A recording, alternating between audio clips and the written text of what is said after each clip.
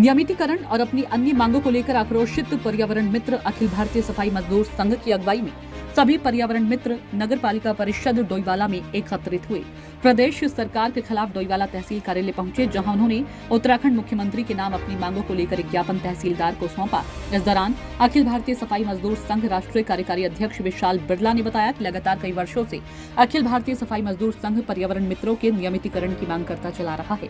पिछले विधानसभा चुनाव से पहले प्रदेश भर में नियमितीकरण की मांग पर आंदोलन भी किया गया था, जिस दौरान मुख्यमंत्री धामी कर्मचारियों के नियमितीकरण से बचते हुए सभी पर्यावरण मित्रों का दैनिक वेतन 500 रुपये कर दिया, मगर इस बार नियमितीकरण के अलावा और कोई भी शर्त मंजूर नहीं की गई। इसके अलावा डॉक्टर ललित मोहन रायल कमैची की सिफारिशें भी जल्द लागू करनी होगी और पुरानी पेंशन नीति भी लागू करनी होगी। मजदूरों का शोषण चरम पर है। हम लगातार कई वर्षों से सफाई कर्मचारियों को न्याय दिलाने के लिए आवाज उठा रहे हैं। अखिल भारतीय सफाई मजदूर संघ हमारी ट्रेड यूनियन है। इस यूनियन के माध्यम से हमने पहले भी सरकार को अनेकों प्रत्यावेदन दिए, मांग पत्र दिए, ज्ञापन दिए। सरकार ने विवश होकर, जब हमने पुनः आंदोलन किया था 2021 में, तो सरकार ने विवश होकर यह निर्णय लिया कि आपकी समस्याओं के निवारण के लिए हम एक सरकारी कमेटी बनाते हैं।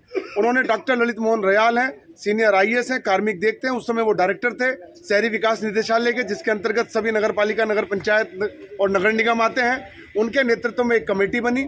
उस कमेटी ने अनेकों राज्यों की रिपोर्ट लेकर के सरकार को वो रिपोर्ट प्रेषित करी, जिसमें कहा गया कि इन कर्मचारियों को परमानेंट किया जाए। इनकी संख्या कम है, 1000 पे 2 लोगों की भर्ती होती है, 1000 पे 5 लोगों की होनी चाहिए।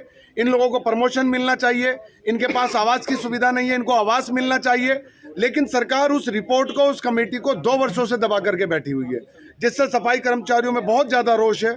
पिछले 1 वर्ष से हम लगातार विभिन्न माध्यमों से सरकार से आग्रह कर रहे हैं, रिक्वेस्ट कर रहे हैं। प्रेस कॉन्फ्रेंस के माध्यम से हम राष्ट्रीय सफाई कर्मचारी आयोग गए, हम अनुसूचित जाति आयोग गए, अन्य जो हमारे सचिव हैं, डायरेक्टर हैं, उनके पास गए, लेकिन कोई भी हमारी बात को सुन नहीं रहा है। हम मजबूर हो गए हैं। अब हम अपनी मजबूरी को सड़कों पर दिखाना चाहते हैं लोगों को कि जब हमारे समाज की, हमारे वर्ग की सुनवाई नहीं होगी तो मजबूरी में हमें कुछ ना कुछ तो निर्णय लेना पड़ेगा। या तो हम कर्जे में मर जाएं, हमें जो लाला लोग हैं, बैंक है, वो कर्जे में हमें हमारी हत्या कर दें, हम वापसी ना दे पाए आत्महत्या कर लें, या फिर सरकार हमें न्याय दे, हमें उचित वेतन दे, हम अपने बच्चों को अच्छी शिक्षा दे पाएं, उनके लिए मेडिकल की व्यवस्था कर पाएं, अपने लिए घर मकान ले पाएं। तो हमें अच्छा वेतन और अच्छी नौकरी चाहिए ही चाहिए। सरकार नहीं देगी तो 1 तारीख से हम अनिश्चितकालीन हड़ताल पे जाएंगे, आंदोलन को उग्र रूप देंगे, और चाहे हमें आत्मदाह करना पड़े, इस बार हम अपना हक लेकर रहेंगे।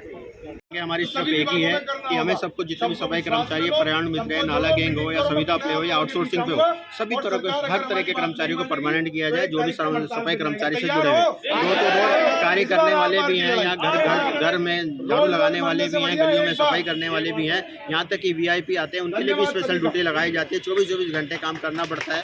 तो अपनी सरकार जो है, प्रदेश सरकार है, अपनी जरूरत देखती है, तो इनकी भी जरूरत को देखना चाहिए ना उनको एक बार के लिए। हमारी 4-5 साल से लगातार यही डिमांड रही है, यही मांग रही है सरकार से कि इनको किसी भी तरह से परमानेंट किया जाए। जब दूसरे कर्मचारियों को देखा जाता है, सफाई कर्मचारियों को भी उसी नज़र से देखना चाहिए। हमें ऐसी नज़र से क्यों, हीन नज़र से क्यों देखा जा रहा है कि भाई इनसे तो सिर्फ कूड़ा ही उठवाना है, इनको परमानेंट नहीं करना है, ऐसा क्यों?